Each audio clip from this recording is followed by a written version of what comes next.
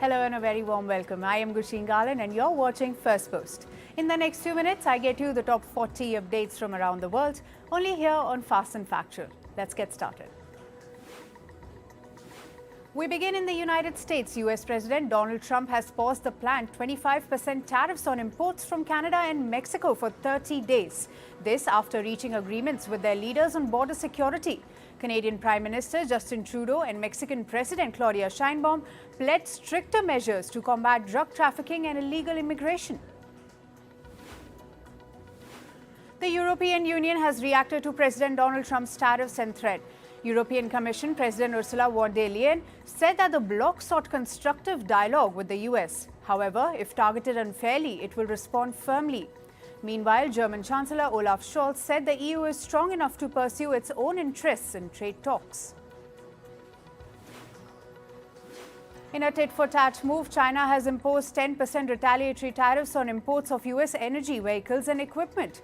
This after President Trump imposed 10% tariffs on China. Beijing earlier said that it would impose levies of 15% on imports of coal and liquefied natural gas from the United States and even filed a complaint with the World Trade Organization to defend its legitimate rights and interests. India's Prime Minister Narendra Modi is likely to embark on a two-day visit to the United States starting February 12th. Prime Minister Modi will be visiting the US on the invitation of President Trump. Both the leaders will hold discussions on various issues on February 13th. This will mark Prime Minister Modi's first official visit to the US for bilateral talks since Trump began his second term as the US president. A US military flight carrying undocumented migrants left for India on Monday. This as the Trump administration strengthened its efforts to control illegal immigration. The C-17 aircraft with Indian migrants on board is expected to arrive on Tuesday. India has stated that it is open to accept the legitimate return of undocumented citizens. El Salvador has offered to take in dangerous criminals held in American jails. The offer was made during the meeting between President Nayib Bukele and US Secretary of State Marco Rubio, who was on a visit to the Central American country. Rubio said no country has ever made an offer of friendship like this. He added that El Salvador has also agreed to accept the deportation of migrants from any nationality who are criminals and in the US unlawfully. Now moving to the war in Europe, shipments of US weapons to Ukraine were reportedly paused for a short period. This as the Trump administration debated its policy towards Kiev. However, it resumed over the weekend after the White House pulled back on its initial assessment to stop the aid. According to reports, there are factions inside the administration who are at odds over the extent of help that US should provide to Ukraine. Over 350 US government websites were offline on Monday, including that of humanitarian agency USAID. This as the US administration plans to shrink the government departments. Billionaire Elon Musk is heading Trump's federal cost-cutting efforts under the Department of Government Efficiency or DOGE. He said USAID will be shuttered. Meanwhile, Trump also issued executive orders to ban diversity, equity and inclusion policies. In West Asia, Syria's interim president Abu Muhammad al-Jolani said organizing elections could take up to 5 years. This comes a week after he took the top job in Syria's transitional government following ouster of former leader Bashar al-Assad. He said, and I quote, "Infrastructure for the vote needs to be re-established and this takes time," end quote. The death toll after a car bomb explosion in northern Syria's city of Manbij rose to 20 on Monday. Government authorities have vowed to punish the perpetrators behind the terror attack. Victims comprise agriculture workers. This is the second such explosion within a week in the same region. It also marks the deadliest attack in Syria since Bashar al-Assad's ouster. Moving to climate news now. Once just a stopover for cranes migrating from Scandinavia to warmer regions, France's Lac d'Uder has now become a permanent winter refuge due to climate change. Rising temperatures have made the reservoir's islands hospitable with up to 30,000 cranes now wintering there. This is 10 times more than a decade ago. Argentinian farmers are facing severe drought and heat due to the La Nina climate phenomenon. It is leaving crops dry and smaller than expected. This has forced the country's grain exchanges to lower harvest forecast to 49.6 million tons of soybeans and 49 million tons of corn. Though farmers fear the reality is worse, every week without rain in February could mean a 5 million ton loss per crop. 1 year after Chile's worst wildfires, which killed 137 people, survivors are still struggling to rebuild. Many have received little government assistance, leading to frustration and protests demanding clear housing plans. Residents argue the government has been slow to act, leaving many, particularly retirees, in critical situation. Norway is on the verge of achieving its goal of selling only zero-emission cars by 2025. This is with 96% of new cars registered in January being fully electric. This is significantly ahead of the EU's target set for 2035. Norway has used the tax breaks and incentives, making electric vehicles more affordable. However, experts stress that maintaining incentives is crucial to fully transitioning to 100% electric vehicle sales. Investors managing $7.26 trillion approximately have urged the European Union not to weaken sustainability regulations. This as Brussels considers simplifying green finance rules. While businesses argue the rules are overly complex, investors warn a full-scale revision could create uncertainty and hinder green investments. On to business and tech news now. Oil prices plunged after US President Donald Trump halted his tariff on Canada and Mexico. The two are the biggest oil supplies of the US. Brent futures declined 41 cents to $75.55 a barrel, while US West Texas Intermediate crude fell 75 cents to $72.41 per barrel. Canadian stores are removing US liquor from their shelves. This comes after Trump announced tariffs on goods from Canada. Despite the 30-day halt, Canadians cancelled trips to the south of border and boycotted US products. Packages from China will now undergo formal customs entry. This is under the new tariffs imposed by Trump administration.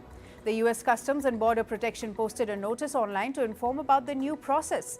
This as Chinese goods that were exempted from duty will be subjected to 10% tariffs.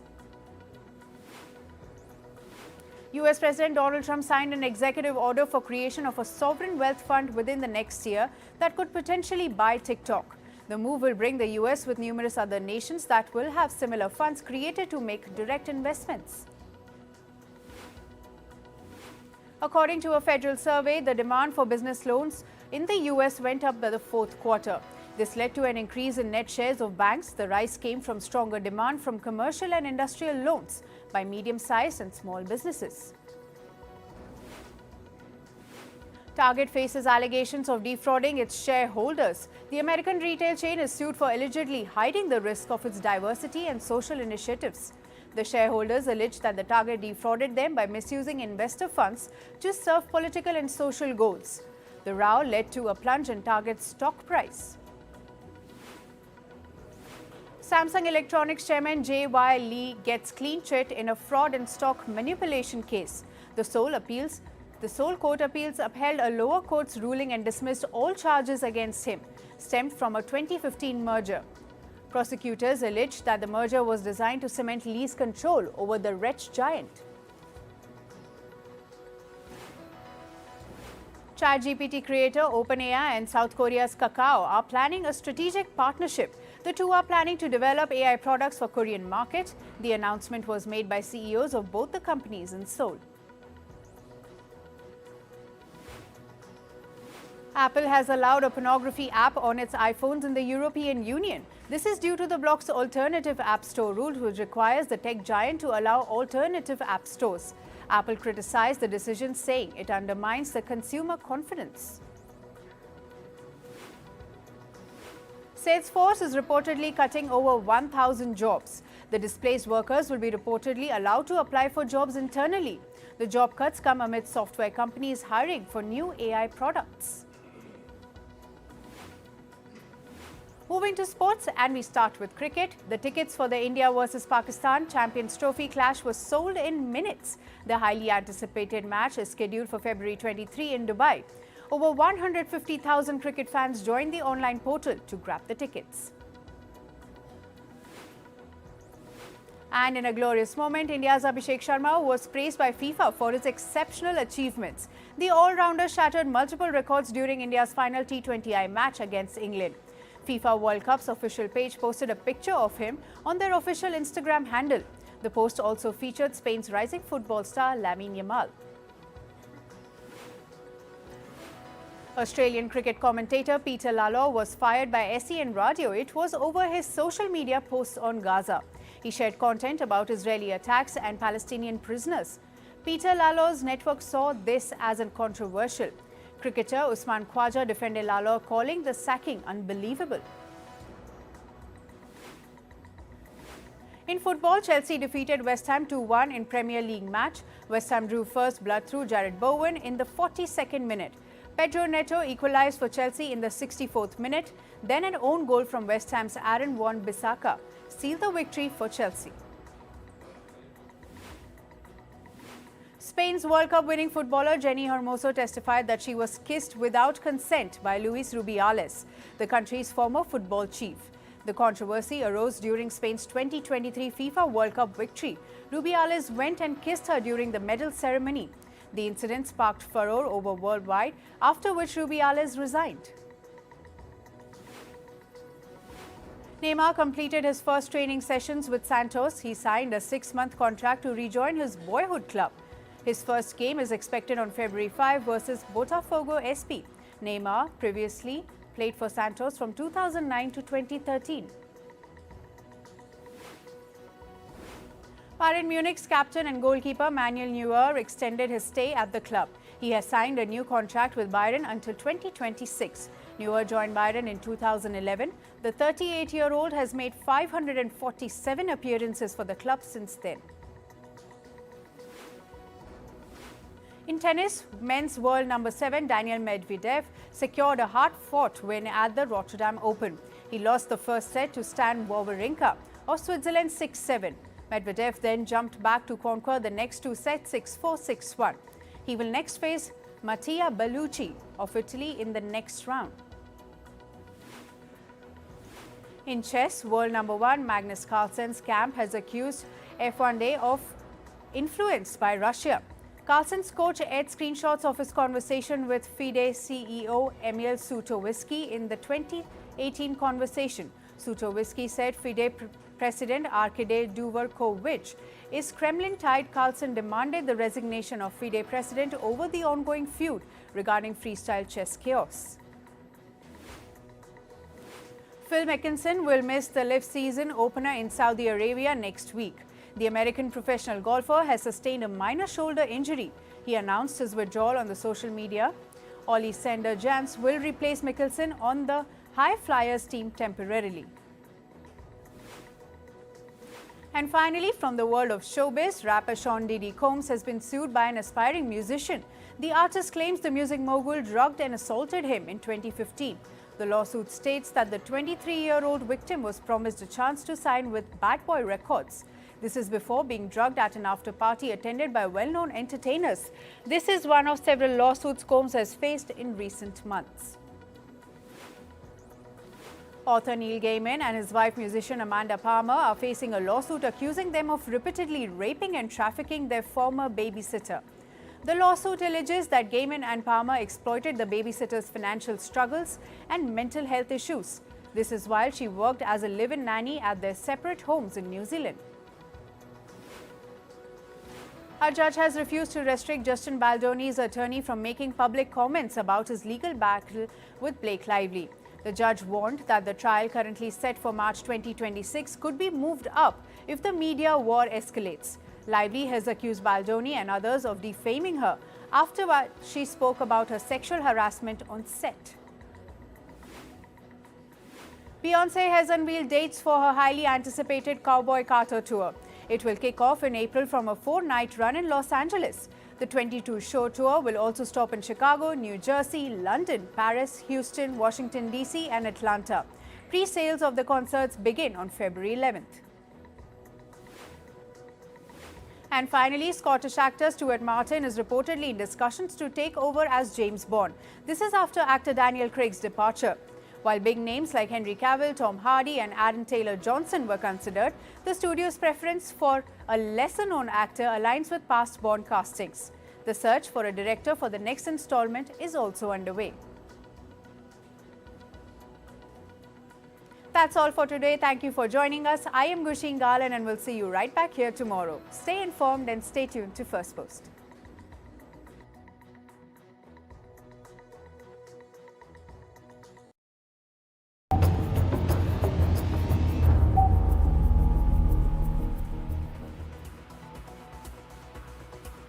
Hello and welcome to our brand new show, Firstpost Spotlight, where we bring you the stories that matter to you from all across the world.